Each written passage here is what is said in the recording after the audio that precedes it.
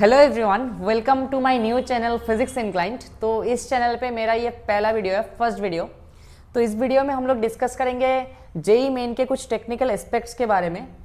तो देखिए, आप लोग जो नॉर्मल एग्ज़ाम देते हो ना, बोर्ड एग्ज़ाम में क्या होता है कि आप लोगों का जो फुल मार्क्स रहता है वो क्या रहता है, आपका थ्योरी एग्ज़ाम में 70 मार्क्स। तो आप लोग 70 मार्क्स के एग्ज़ाम में 70 मार्क्स के लिए अपेयर करते हो और आप लोग क्या चाहते हो कि इस एग्ज़ाम में 70 मार्क्स में पूरा 70 आ जाए या फिर 65 आ जाए, 60 आ जाए, तो आप लोगों के लिए अच्छा खासा एक मार्क्स है। पर जेई मेन में जब आप जेई मेन देने जा रहे हो ना, तब और यहाँ पे ना 70 मार्क्स के बेसिस पे आपका परसेंटेज आ जाता है। यहाँ पे तो रैंक की कुछ बात ही नहीं है, बोर्ड्स में तो रैंक की बात ही नहीं है, लेकिन आपका जो जेई मेन है उसमें तो रैंक डिसाइड करता है ना, आपको किस कॉलेज मिलने वाला है, कौन सा ब्रांच मिलने वाला है, वो डिसाइड कौन करता है, आपका रैंक। अब जेई मेन में मान लो, जेई मेन में एग्जाम कितने मार्क्स का होता है, 300 मार्क्स का एग्जाम होता है आपका, ठीक है, 300 मार्क्स का एग्जाम होता है। और सब्जेक्ट्स क्या क्या रहता है, फिजिक्स, केमिस्ट्री और मैथ। मान लो आपका सब्जेक्ट जो है क्या है, फिजिक्स और आपका केमिस्ट्री और क्या है, मैथ्स। देखो, मान लो दो स्टूडेंट है, एक है स्टूडेंट 1 और स्टूडेंट 2। स्टूडेंट 1 को मान लो फिजिक्स में 100 में से 100 मिला है, ठीक है, केमिस्ट्री में भी 100 में से 100 मिला है और मैथ्स में मिला है उसको 100 में 0। तो बात ये है कि तो उसको कितना टोटल मार्क्स कितना मिल गया, टोटल मार्क्स मिल गया 200 आउट ऑफ 300। मान लो और एक स्टूडेंट है, दूसरा जो स्टूडेंट है उसको क्या मिल गया, ये स्टूडेंट 1 का है मार्क्स, ये स्टूडेंट 1 का मार्क्स है और दूसरा है स्टूडेंट 2 का। स्टूडेंट 2 का जो मार्क्स है मान लो ऐसा है, फिजिक्स में उसको मिल गया 70 आउट ऑफ 100, केमिस्ट्री में भी मिल गया मान लो 70 आउट ऑफ 100 और मैथ्स में मिल गया उसको 60 आउट ऑफ 100। यहाँ पे भी कितना आ गया, 70 प्लस 70 कितना हो जाएगा, 140 प्लस 60 कितना आ जाएगा, 200 मार्क्स। तो यहाँ पे भी इसको 200 मार्क्स मिल गया। बट बात यह है कि दोनों का रैंक क्या सेम आएगा, बिल्कुल नहीं। क्यों? क्योंकि इधर जेई मेन में एक चीज आपको ध्यान रखना है कि आपका जो रैंक है, रैंक टोटल मार्क्स के बेसिस पे नहीं आता है, आपका आता है इंडिविजुअल जो परसेंटाइल होता है सब्जेक्ट्स के, उसके ऊपर। देखो यहाँ पे पहला जो फर्स्ट पर्सन है, यहाँ पे कितना आ जाएगा, इसका परसेंटाइल ऑलमोस्ट आ जाएगा मान लो 100 परसेंटाइल, ठीक है, परसेंट लिख रहा हूँ मैं, वैसे परसेंटाइल और परसेंट अलग है। तो यहाँ पे कितना आ जाएगा, इसका आ जाएगा मान लो 100 परसेंटाइल, ठीक है, क्योंकि फुल स्कोर कर रहा है ना ये। मैथ्स में कितना आ जाएगा, अब देखा जा रहा है कि जो ट्रेंड है, पिछले साल भी जो ट्रेंड था ना अटेम्प्ट 1 का, कि मैथ्स में अगर 0 मार्क्स आ रहा है ना तो ऑलमोस्ट 30 परसेंटाइल आ जाता है इसमें, क्योंकि कुछ बच्चों का नेगेटिव भी आता है ना, तो इसलिए परसेंटाइल कितना आ जाता है, ऑलमोस्ट 30। तो मान सकते हैं 20 to 30 आ सकता है। लेकिन ये वाला जो बंदा है ना, स्टूडेंट 2 का क्या हो जाएगा, स्टूडेंट 2 फिजिक्स में कितना मिला है, 70। अब 70 मार्क्स में फिजिक्स में उसको 95 to 97 परसेंटाइल आ जाएगा। केमिस्ट्री में तो पक्का 98-7 परसेंटाइल से ज़्यादा ही आएगा, परसेंटाइल जो है ना जो 97 परसेंटाइल से ज़्यादा ही आएगा। और मैथ्स में, अब देखो मैथ्स की बात कुछ अलग है। मैथ्स वैसे भी जेई मेन में क्या होता है, सबसे टफ पेपर होता है। जेई मेन में सबसे टफ पेपर क्या होता है, मैथ्स आपका। तो मैथ्स में इसका जो परसेंटाइल आएगा ना वो ऑलमोस्ट 98 परसेंटाइल भी आ सकता है इधर, ठीक है, 98 to 99 भी मान सकते हैं अपन 60 मार्क्स में, ठीक है, क्योंकि 60 मार्क्स ह्यूज मार्क्स होता है मैथ्स में। अब देखो यहाँ पे सेकंड वाला जो बच्चा है ऑलमोस्ट ऑन एवरेज कितना मार्क्स ला रहा है, 95 परसेंटाइल, 97 परसेंटाइल से ज़्यादा है, ऑलमोस्ट 95 परसेंटाइल से ज़्यादा है सारा। लेकिन यहाँ पे देखो अगर एवरेज ले लोगे ना परसेंटाइल का तो बहुत ही कम हो जाएगा। तो यहाँ पे आप लोग देख सकते हो कि जेई मेन में आपका टोटल मार्क्स सेम है, फिर भी इनका रैंक क्या है, डिफरेंट। क्यों? क्योंकि इनका परसेंटाइल है ना बहुत ही अलग है, इनका जो परसेंटाइल है और इसका जो परसेंटाइल है वो बहुत अलग है। देखो इंडिविजुअल परसेंटाइल का एवरेज लेने के बाद उससे आपका फाइनल परसेंटाइल आता है, लेकिन यहाँ पे इसका एवरेज परसेंटाइल क्या हो गया, बहुत ही कम आ गया। तो आपको सारे सब्जेक्ट्स में एक हमें होमोजेनिटी ऑफ मार्क्स मेंटेन करना है इन जेईई मेन।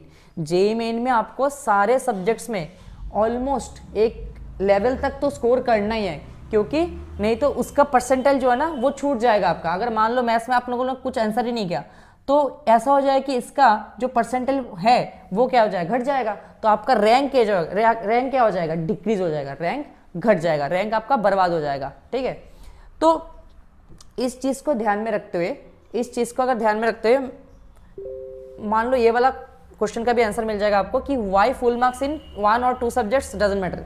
आपको मैटर ही नहीं करेगा कि एक सब्जेक्ट में फुल लेके आओ, 2 सब्जेक्ट में फुल लेके आओ, ये मैटर नहीं करेगा। लेकिन अगर आप एक यूनिफॉर्म मार्क्स मेंटेन कर रहे हो तीनों सब्जेक्ट में, वो आपके लिए ज़्यादा बेनिफिशियल रहेगा इन जेईई मेन। देखो अब है नो टारगेटिंग। देखो आपको किसी भी क्वेश्चन या सब्जेक्ट को टारगेट नहीं करना है। मान लो आपका फेवरेट सब्जेक्ट है मैथ्स, तो आपको ऐसा नहीं करना है कि मैं सिर्फ मैथ्स ही सॉल्व करूंगा, बाकी फिजिक्स केमिस्ट्री तो छोड़ ही दूंगा, ऐसा नहीं करना है। आपको जेईई मेन अगर क्रैक करना है, जेईई मेन में अच्छा रैंक लाना है, तो आपको तीनों सब्जेक्ट को थोड़ा करके करना पड़ेगा, क्योंकि तीनों का परसेंटेज आएगा ना अल्टीमेटली। टोटल मार्क्स के ऊपर बेसिस पे रैंक नहीं है अभी। ओके, तो यहाँ पे और एक चीज़ ध्यान रखना है। मान लो आपका बहुत ही फेवरेट एक टॉपिक है इंटीग्रेशन। मान लो इंटीग्रेशन एक फेवरेट टॉपिक है, आपने मान लो 2, 3, 4 हज़ार क्वेश्चन किया है 2 साल में इंटीग्रेशन से। अब इंटीग्रेशन से मान लो एक क्वेश्चन आ गया, इंटीग्रेशन से मान लो आपका एक क्वेश्चन आ गया जो बहुत ही टफ है। इंटीग्रेशन से एक क्वेश्चन आ गया जो आपका मान लो बहुत ही क्या है, टफ है। अब ये वाला क्वेश्चन अगर आप इस क्वेश्चन को लेके बैठ जाओगे कि मुझे तो ये करना है क्योंकि मैंने इंटीग्रेशन बहुत किया है, मेरे प्रिपरेशन के टाइम पे मैंने इंटीग्रेशन बहुत किया है, तो मुझे तो ये वाला क्वेश्चन करना ही है। नहीं, आपको ऐसा नहीं करना है। आपको क्वेश्चन छोड़ना आना चाहिए। अगर क्वेश्चन बहुत ही टफ है गया, अगर आपसे सॉल्व नहीं हो रहा है कम टाइम में, तो आपको छोड़ना है ये वाला क्वेश्चन।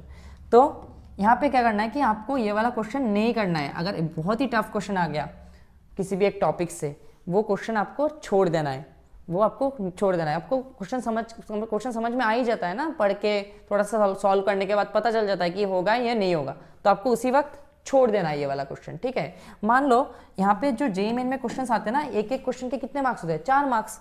तो 1 क्वेश्चन आपका हो जाएगा 4 मार्क्स। अब बात ये है कि आपका जो अगर क्वेश्चन टफ है,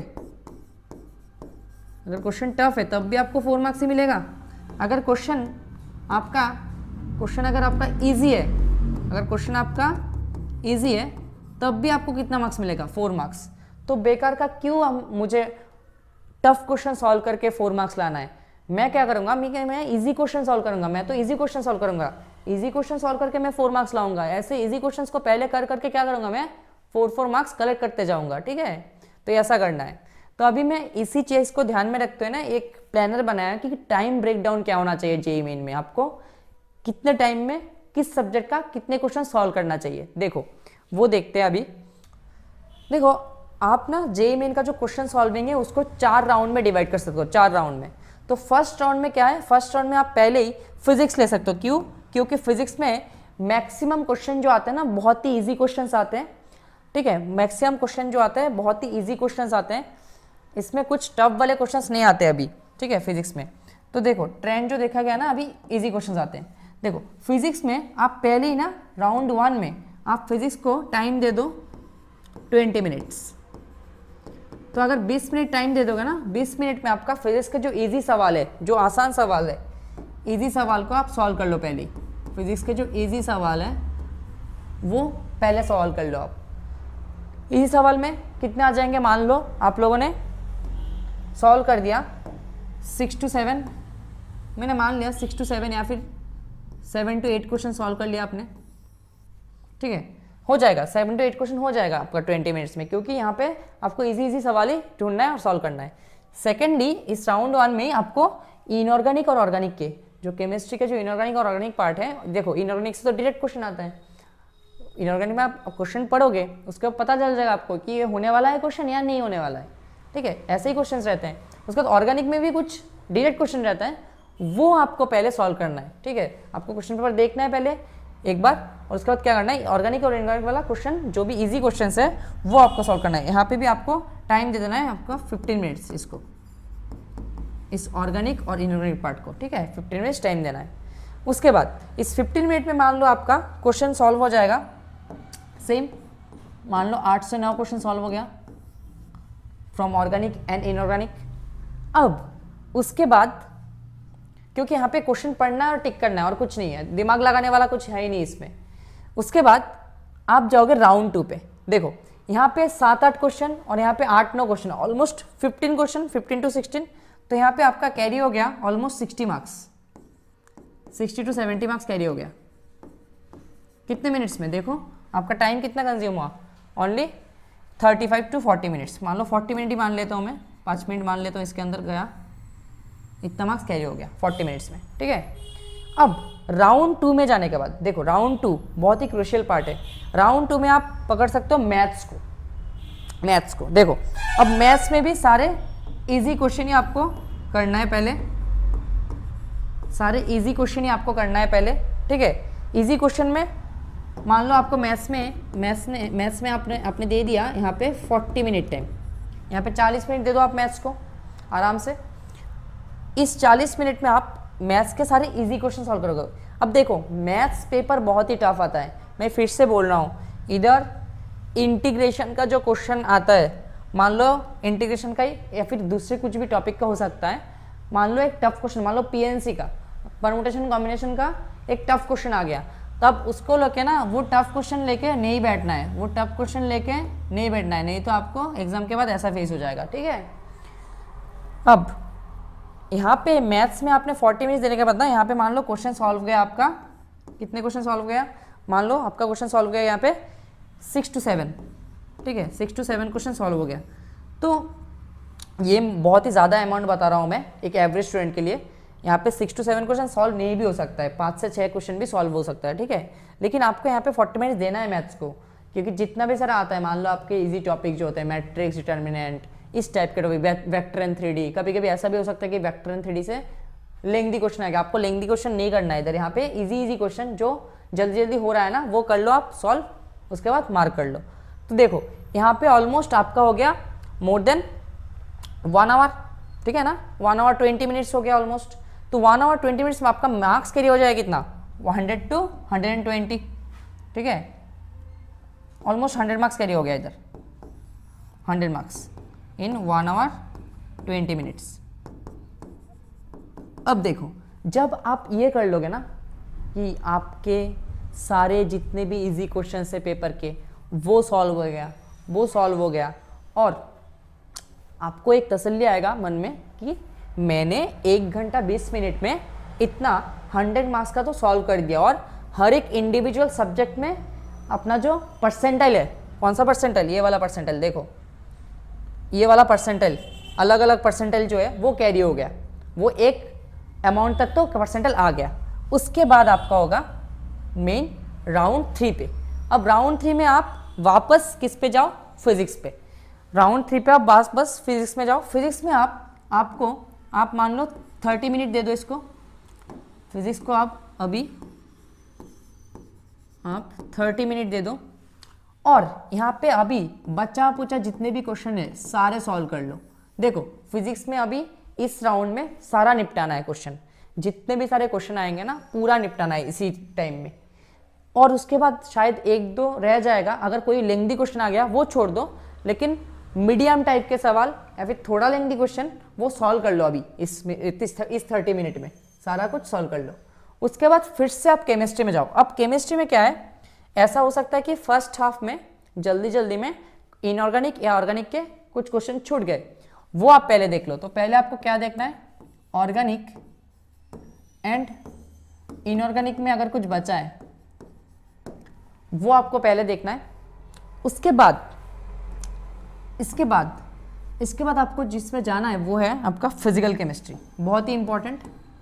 उसके बाद आपको जाना है फिजिकल में, उसके बाद आपको जाना है फिजिकल केमिस्ट्री में। अब देखिए फिजिकल केमिस्ट्री के जो क्वेश्चन है ना, वो बेसिकली आता जो है वो न्यूमेरिकल सेक्शन में, वो न्यूमेरिकल सेक्शन में आता है। न्यूमेरिकल सेक्शन जो आपको टाइप करके आंसर देना होता है, नंबर आता है जिसका आंसर। तो ये न्यूमेरिकल टाइप के क्वेश्चन कितना आते हैं, 5 ऑलमोस्ट। तो वहाँ पे बेसिकली किसके क्वेश्चन आते हैं, आपके फिजिकल केमिस्ट्री के क्वेश्चन आते हैं। तो उस टाइप के क्वेश्चन थोड़ा सा लेंदी होता है, इसलिए केमिस्ट्री को आप ना इधर भी 30 मिनट टाइम दे दो पूरा देखने के लिए, ठीक है। पूरा ऑलमोस्ट देख लो 30 मिनट के अंदर ही पूरा केमिस्ट्री को। मतलब आपको फिजिकल के क्वेश्चन भी करना है, मान लो 5 क्वेश्चन आ गए, क्योंकि 10 क्वेश्चन होता है लास्ट पार्ट में आपके न्यूमेरिकल टाइप क्वेश्चन में, वहाँ पे 5 क्वेश्चन तो हो ही जाएगा। वहाँ पे फिजिकल केमिस्ट्री के क्वेश्चन आते हैं बेसिकली उस टाइप उस पोर्शन में, ठीक है। उसके बाद अब इधर हो गया, यहाँ पे ना, यहाँ पे आपका ऑलमोस्ट केमिस्ट्री भी पूरा हो जाएगा। लेकिन इसके बाद वाला जो पार्ट है, उसके बाद आपको बचेगा नहीं ज़्यादा टाइम, कुछ बचेगा नहीं। 30 यहाँ पे 1 आवर चला गया ना, 1 आवर यहाँ पे 1 आवर चला गया, तो उसके बाद आपको 40 मिनट बचेगा ऑलमोस्ट। 40 मिनट पे ना आप यहाँ पे मैथ्स को दे सकते हो 15 to 20 मिनट्स, कि बाकी जो भी मैथ्स है वो आप देख लो, अगर कुछ हो सके तो।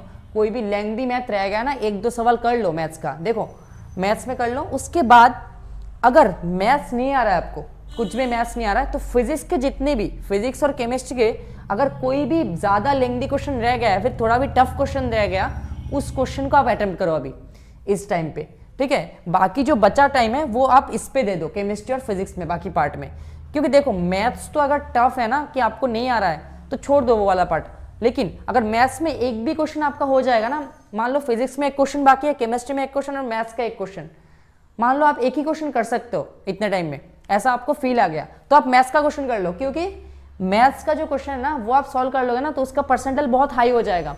क्योंकि मैथ्स में बच्चों को आता नहीं है क्वेश्चन करना, सॉल्व करना ज़्यादा, क्योंकि मैथ्स टफ होता है ना। तो मैथ्स में अगर क्वेश्चन सॉल्व कर दोगे एक, तो इसका परसेंटाइल ज़्यादा आएगा उसमें। मैथ्स में मैथ्स से रैंक डिसाइडिंग होगा। आपका फिजिक्स केमिस्ट्री है ना, फिजिक्स केमिस्ट्री सबको आ जाएगा, सबको आता है, वो थोड़ा बहुत आ जाएगा। लेकिन रैंक डिसाइडिंग जो होगा ना, रैंक डिसाइडिंग होगा मैथ्स, क्योंकि मैथ्स टफ आता है और मैथ्स सबको नहीं आएगा, तो इसलिए मैथ्स होगा आपका रैंक डिसाइडिंग, ठीक है।